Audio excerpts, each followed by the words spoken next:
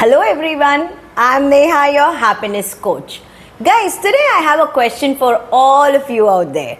How many of you working or not working, probably even being at home, like your bosses? The person who's sitting above your head, ordering you all the time, telling you what to do, what not to do.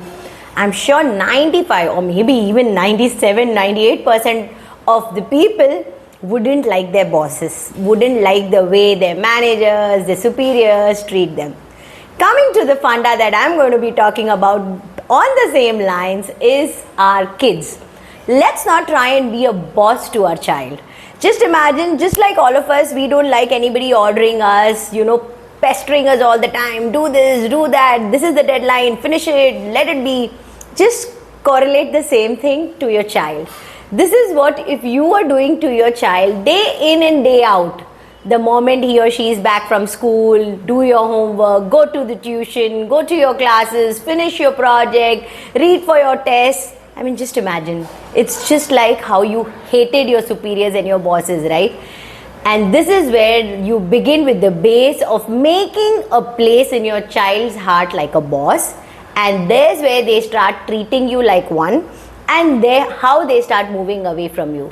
So then there is something that comes up in their life, that happens, good, bad, ugly. The first people to know them are not you, but their friends. Because they feel the friends are more sensible and understanding than actually we as parents are. You can hilariously laugh it out or seriously take this up as a thought in your mind. My dear parents, you should always be thinking this. Just as when we were kids, we always said this, right? That there was a distance, there was a gap. Parenting 20, 25 years, 30 years ago, vis-a-vis parenting today, there is a huge difference. Those days, we had very less exposure. The only exposure that we had was limited to, our parents, maybe our relatives that we went, our teachers. Those were the only our inner circle and the few people that we met and we learned from. But today, the kids have way beyond too much exposure than they actually need sometimes at their certain age. But today, the technological world that you and I have started living in, it's practically impossible for us to control and restrict everything that they see, that they do.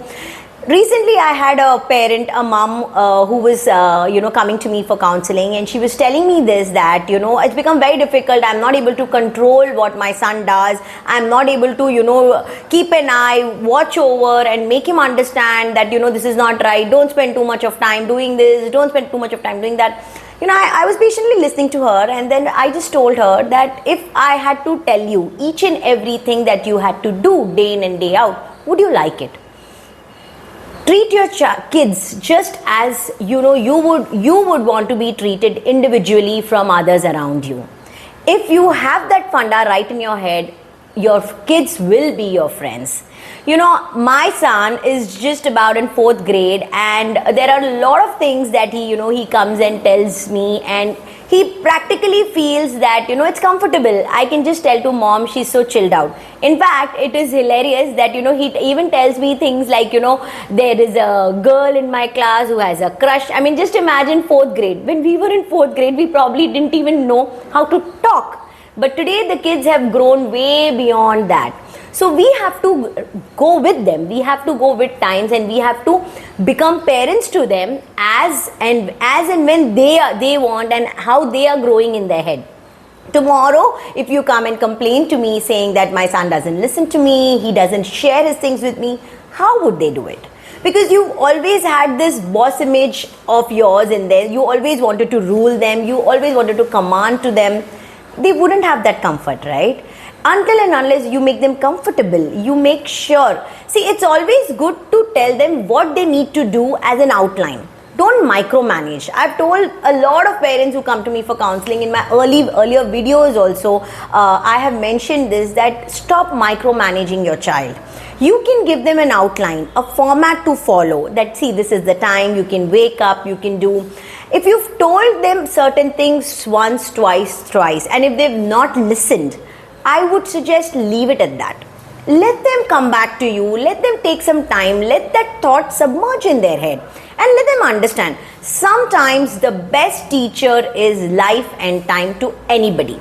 A lot of times our parents also would have told us a lot of things, right? Or even many a times, maybe even today, your spouse might tell you something, maybe your your parents would tell you something, your cousins would tell you something, but you probably practically don't listen to anybody. All that you want to do is just understand in your head, and you feel, no, I want to give it a try. And only once after you give that try do you realize that they were right. So sometimes it's okay to just self-explore. Just leave it out there, let them explore, let them fall, let them get that hurt, let them learn, get up, and then get running.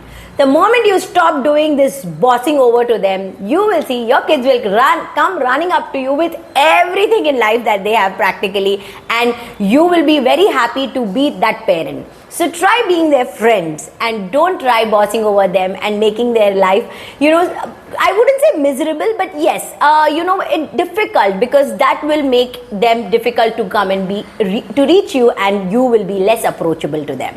Do give this a thought, and please comment in the comment section how you like the video, how this resonated with you as a parent, and what more can we talk about on parenting. Let's together make this a beautiful process, and I'm sure all of us love it. None of us are right or wrong, but there are always ways to better ourselves in what we are doing. Do give it a try and let me know. Until then, it's me, Neha, saying bye.